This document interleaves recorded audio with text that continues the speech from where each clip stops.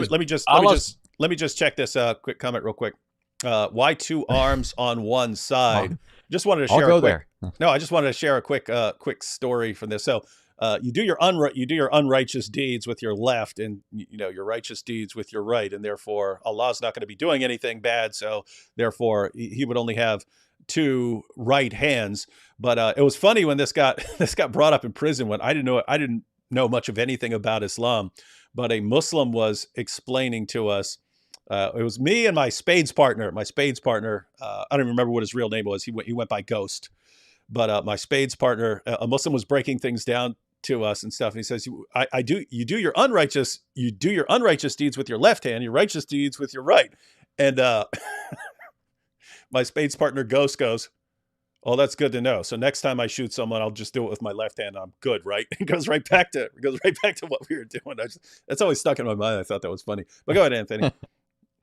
Yeah, so in terms of what is most prominently talked about, where we have the most material from the Quran and the Sunnah and the Islamic scholars, it is the hands of Allah. They're not the only attributes. The sources talk about Allah's face. They talk about his eyes, multiple eyes, so more than two. It talks about his two right hands, but also there's one hadith that mentions a left hand, which is kind of curious. I don't know how this works out. But the dominant opinion is three he has two hands, rights and not a left. Yeah. But we have to fix our picture. A shin. It talks about 2 feet because the kursi is the place for the feet. Allah has a kursi. It talks about his side. So there are a number of anatomical features that are mentioned, including the loins of Allah. So you have this primordial womb that's presented in the hadiths, which are curiously sort of expunged from certain collections of Bukhari and Muslim. But I've got the goods on that. Livnat Holtzman, who's a Jewish scholar, has written an excellent book on this. But anyways, that's the account where the womb reaches up and grabs Allah where it counts, and Allah says, "Stop it." And I'm sure that when he said it, it was like, "Stop it." He couldn't have said that with a normal masculine voice, right? So he had to. No, he said it with an Ali Dawah voice. Yeah. Stop it! Yeah. So those are all fun, and there's material there. There's all kinds of material, but the hands of Allah are mentioned in a lot of different contexts. You can't just make this figurative and make it all go away. When I read the Quran, hang on. Let me jump in with the standard objection. I know you're already going to cover it, but I just want to make it as clear as possible that you are responding to this objection, because no matter how many times you say it, you can say it 50,000 times in a row. People raise the exact same objection and completely miss the point. The objection is, but wait a minute, you have all these passages in the Bible where it talks about God's eyes or this or that. So, this is clearly just anthropomorphic language, and these things are metaphors for understanding something else. And so I know you're going to point out why we are aware of that, and Muslim theologians are aware of that, and yet they conclude that he has literal body parts, because that response that I just gave does not work. There are people who aren't going to interpret these metaphorically or anthropomorphically. They have to interpret them literally as referring to actual body parts. Tell us why that is, Anthony. Yeah, so when it comes to the Bible, it uses figures of speech just like we all do in day-to-day conversation. So Psalm 19, poetic passage of the Bible, says, "The heavens declare the glory of God, the skies proclaim the work of his hands." That has always been recognized by Christians as an idiomatic expression. God created things by his hands is just a way of saying by his power. I know that, being steeped in the Bible, so that when I went to the Quran, I had no automatic prejudice here with respect to this sort of thing. I wasn't looking to try and force the Quran into a literalistic mold. I assumed that when it uses terms like this, it's using them figuratively too. However, there were a number of things that I started to stumble over, and I thought, well, I don't know that I can deal honestly with this and take it figuratively. And here's the first thing that caught me short. Surah 3875 is one of the many passages of the Quran that talk about Allah commanding the angels and Satan with them to bow down to Adam.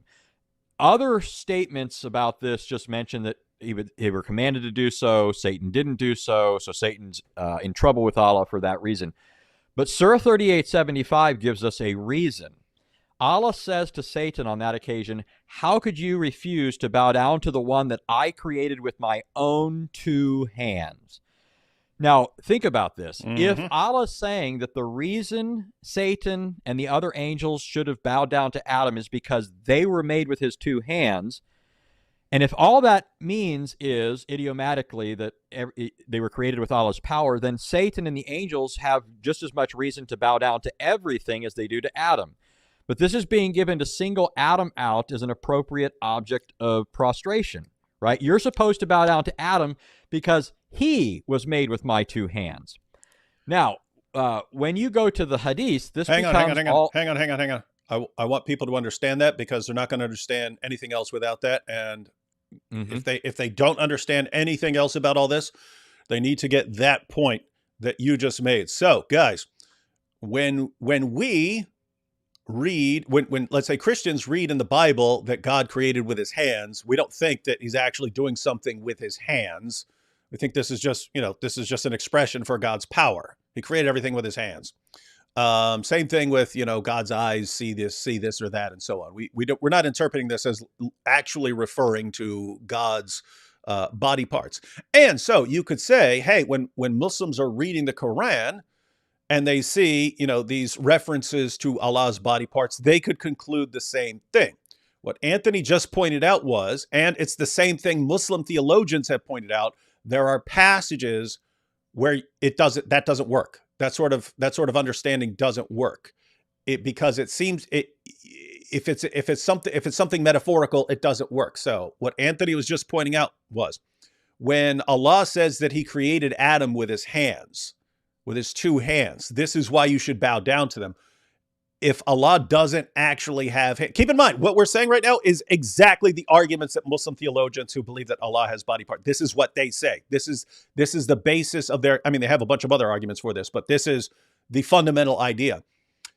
The Quran says that Allah created with his hands. That's why everyone needs to bow down to Adam, because Allah created with his hands. Okay, what if it's not literal hands? What if it's not actual hands and that's just a metaphor for something? What's it a metaphor for? Oh, it's when it says Allah did something with his hands, it's just a metaphor for his power. That makes no sense. That makes no sense, because the reason that all these other beings that Allah created with his power are supposed to bow down to Adam is because Allah created Adam with his hands.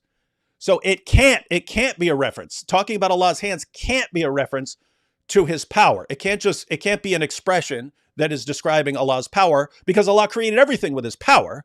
He's saying, yes, hey, all you things that I created with my power, you need to bow down to this thing because I created that thing with my own hands. Hands can't be a metaphor there. Right? Everything, God created everything with his power. He's saying there's something different about this guy.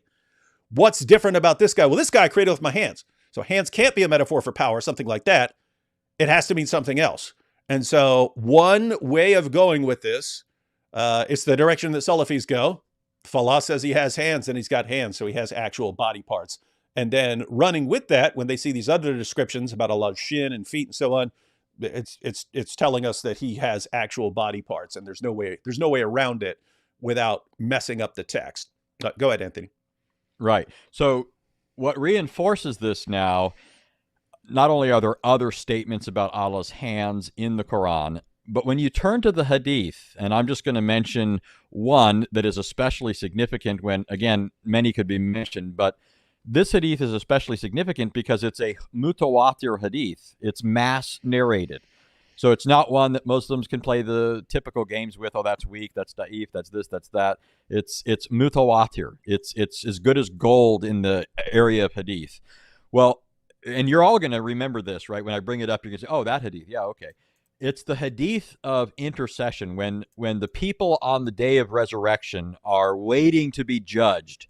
They're going to be growing anxious, right? The sun's going to be beating down on them. Allah's very immodest. He has everybody standing there naked, men and women and so forth. He doesn't care that they're all naked, right? And he's looking on from heaven, enjoying the spectacle and so forth. But in any case, it says that people are going to grow anxious during this time, and they're going to seek out somebody that they think might have a chance of prevailing with Allah, right? Ask ask Allah to bring about the day of judgment and get us out of this situation where we're sitting here cringing about his judgment, get it right? over with.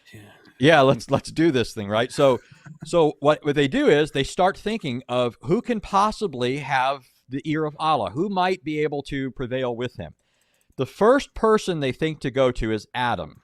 Now, I'm going to skip over a little bit of this and come back to it because you need to see something of the flow of this to get the logic of what's happening here. Adam is going to say, I sinned, my Lord's angry with me, go therefore to Noah, right? Noah's going to do the same thing. I sinned, go to Abraham. Abraham's going to do the same thing. I sinned, go to Moses. Moses will say, I sinned, go to David.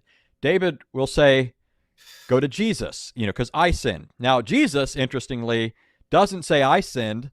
Muhammad can't bring up anything here, but he does have Jesus say, go to Muhammad. Now, here's what I've skipped over. Notice that these people are all seeking out somebody that they think can prevail with Allah. Attached to each one of these persons is something special or unique about them in the very hadith that I'm talking about. So the reason people are told, for example, to go to Abraham is because he was called the friend of Allah.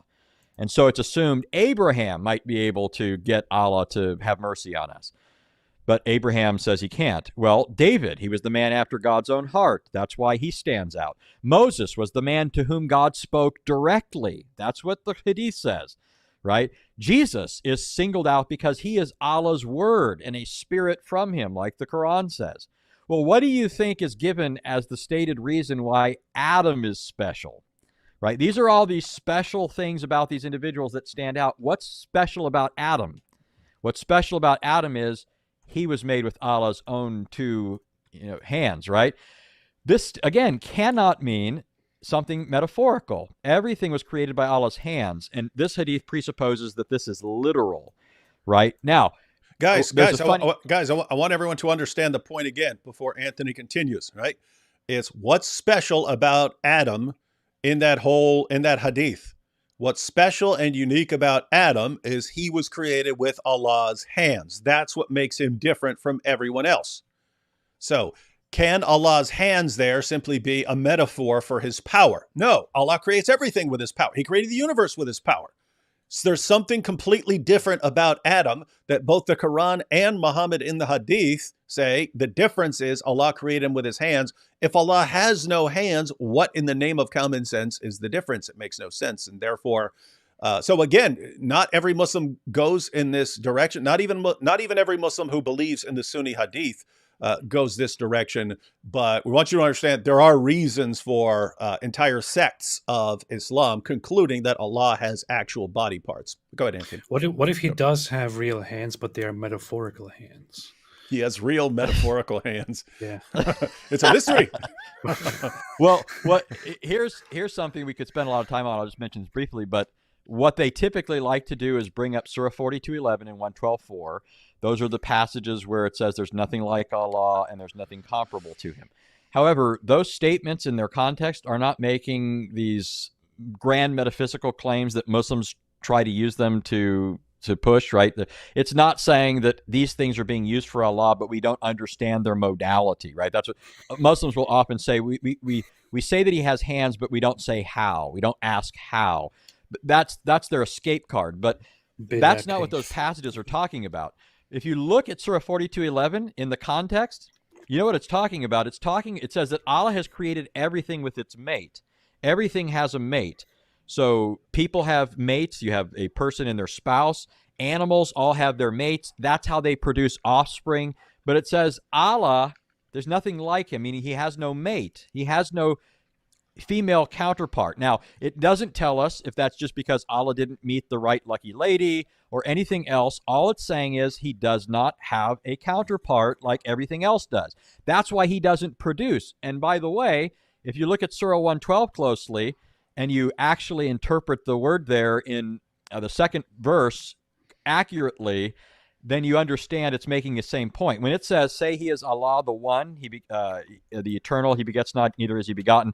What it literally says in Arabic is, say that he is Allah the One, he is solid, he does not beget, nor is he begotten. In other words, Allah is not hollow, right? He doesn't have a cavity, he can't produce offspring. So there's there's a blockage down there. It's not indicating.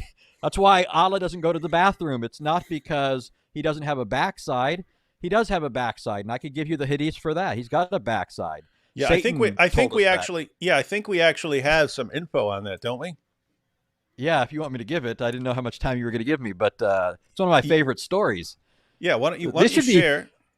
These should be required bedtime stories for our children, like fairy tales and stuff. So, okay, Definitely here's the this story. one. Matter of fact, we should all experiment. We should all tell our kids this story that Anthony's about to share.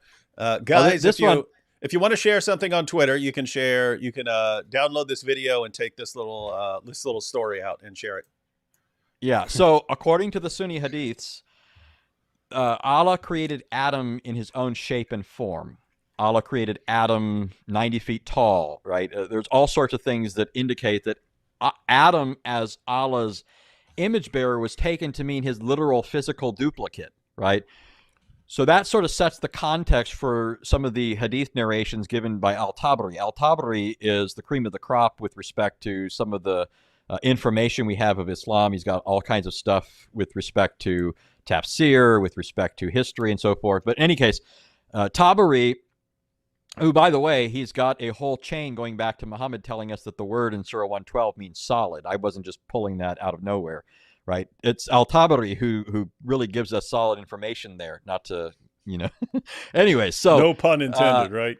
Yeah. So here's the story in Al-Tabari. So you have to know this backdrop or it won't make sense until the end. But the story is that Allah created Adam as a lifeless statue first, and he caused him to stand erect for a long period of time, okay, before he breathed life into him. So he first fashions him with those literal two hands that he has into a statue that's lifeless, and he causes it to stand erect. Well, so one day the angels are traipsing about, and they happen upon this statue of Adam, and they're initially frightened. Okay, this statue, they don't expect to see this, and they're now alarmed. Now, for me as a Christian, I'm thinking, why would angels, given their description in our sources and so forth, be afraid of some other beings? That just doesn't comport, But when you read the Islamic sources, yeah, it's a little different, right? Like when the angel of death came to Muhammad and told him that he was going to take his soul. Hang on. They are terrified of images, though. By the way, but yeah, go ahead. Andy. Yeah, and dogs and stuff. Yeah, but remember in the hadith, it says that when the angel of death went to Muhammad and told him that he was going to take his soul, Muhammad punched him in the eye, and his eye popped out. And the angel went back to Allah complaining, and Allah was nice enough to stick the eye back in. But anyway, so these angels are afraid, right? They're really afraid of this statue, and you have to wonder why, though. I mean, they're supposed to be fantastically powerful spiritual beings. Why are they afraid of this statue? Well, anyways, as the story goes, Satan happens upon them, and he says to them, in effect, I'll go over there, fellas, and I'll check this out, and then I'll come back to you. So Satan ends up being more courageous than the rest of them, right? They're all a bunch of whimpering cowards. Satan's like, I'm going to investigate. I'm going to go see what's happening. It's weird how Satan's always the real hero behind this. Yeah. He doesn't commit shirk. He refuses to bow down, right? Yeah. He's the one who saves everyone because Allah's going to destroy us if we don't sin, and Satan convinces us to sin. He saves us. He's our hidden hero behind the scenes. Go ahead. Yeah. So what happens is Satan goes over to the statue, and then he goes in its mouth, and then he goes out through its butt. Mm-hmm. And then he comes back to the angels, and here's what he says. Don't worry, that is hollow, but your Lord is solid. In other words, if that was Allah, I wouldn't have been able to exit through his rear because Allah is solid down there. He's plugged up, right? He's there's no cavity down there. Now, how does Satan know that, by the way? Did he try? Or I guess, yeah, he probably tried on another occasion that we're not told about or that I don't know about. But this is what gives rise. So notice, so Allah is solid. He's actually solid. But he doesn't have a complete digestive tract that goes all the way through his body. And that's how Satan is actually able to distinguish this from the actual Allah. So there were even debates among certain Muslims over the extent to which Allah is solid. So you had some saying he's solid from the waist down. You had others who extended the solidity of Allah up further, but they always had to leave room for the ability for Allah to speak, right? Because he speaks. So you've got to at least have, a chest cavity or something. You've got to have the ability to speak. So there were actually debates. Now think about this really quickly. This makes so much sense and puts together so many things. If you look at the supposed occasion for the revelation of Surah 112, remember all these surahs came down in response to certain things. The surah came down in response, some sources say, to the questions of certain pagans, some say to the questions of certain Jews. So some Muslim authorities trying to harmonize these will say that Jews and pagans both asked the same question at different periods. But here's the question that Muhammad was supposedly responding to. The question was, what is your Lord made of, right? Is he something substantial, right? Is he something tangible? And if Surah 112 isn't making reference in some way to that, then it's not, I don't see how these two things go together, the supposed occasion of revelation and what it says in Surah 112. But once you realize that the word means solid, all of a sudden it makes sense. And so do many other things. Think about it. It's in this statement, it says, say he is Allah the One, he is solid, he begets not, neither is he begotten. He doesn't beget because he doesn't have the cavity, right? He's not capable of ejecting things from inside of himself, right? He's solid. Mm-hmm. That all hangs together remarkably well, and it's not me making this up, right? It's not AP, it's not you, any other Christian. This is in their sources, and it harmonizes what we find in the Hadith collections, even the sound Sunni.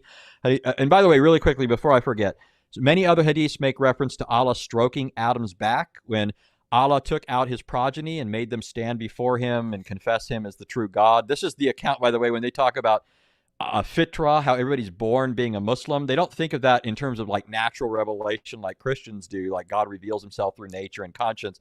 They think Allah literally made all of us come out of Adam and stand before him. But notice where Allah's stroking, right? First of all, he's stroking Adam's back with his hand. Again, he's got a literal hand. He's stroking Adam's back. Why? Because where does semen come from? From between the backbone and the ribs, right? So it goes on and on. We're told that you got to be careful talking about stroking with all these comments I'm reading right now. Well, it's Muhammad. Yeah. People with the stuff about Satan coming out of the butt and stuff like this, and it led to lots of comments, and then you immediately start using a term which all these perverts over here, and you are perverts, ladies and gentlemen. It's in the Quran and the Hadith. Surah 7 talks about the progeny of Adam being brought out. The tafsirs explain what that's talking about. We're told in the Hadith that there's a debate between Adam and Moses. Moses goes to Adam and he says, are you that Adam that got us kicked out of paradise, even though Allah made you with his own two hands? And then we're actually told in the Hadith that Adam got the better of Moses, even though it sounds like Moses had a really good jab at Adam. Mm-hmm. Adam turns around and says, are you that Moses for whom Allah wrote the Torah with his own hand? Mm-hmm. He says, and the point that he's making is, you had a privilege just like I did. I was made with Allah's two hands. You had the Torah that he wrote with his hands. But he says, you're to be excused for blaming me because the Torah existed before you possessed it. It was created 40 years before I was made. And so you knew that this was decreed for me, is basically what Adam is saying. But again, it's talking about these two hands. One other thing really quickly is you have numerous statements in these sources that say that Allah only created 3 or 4 things with his own hands. This just pushes it beyond deniability. They say that Allah created Adam with his two hands. He planted the trees of the Garden of Eden with his two hands. He wrote the Torah for Moses with his two hands. And he created the pen with his hands.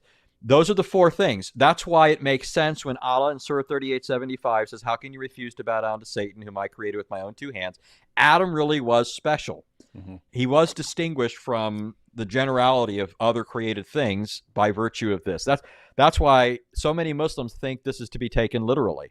That's why so many Muslims aren't just being arbitrary or overly literalistic when they do that. There's ample material in their sources to conclude this. So you have people who have good reasons, given their trust in the Muslim sources, to think that Allah has actual body parts, and that's why there are entire sects of Islam that believe that Allah has literal body parts. And you have Muslims who just that sounds ridiculous to them, and so they can't buy it, and so they have to interpret this. It's a little easier if you reject the Sunni sources, because you're not dealing with a ton of examples in the Quran, although as you pointed out, there are some. So yeah, but the point is, guys, disagreements over whether Allah has literal body parts or not, that's a pretty big difference in theology. Actual physical God versus immaterial God.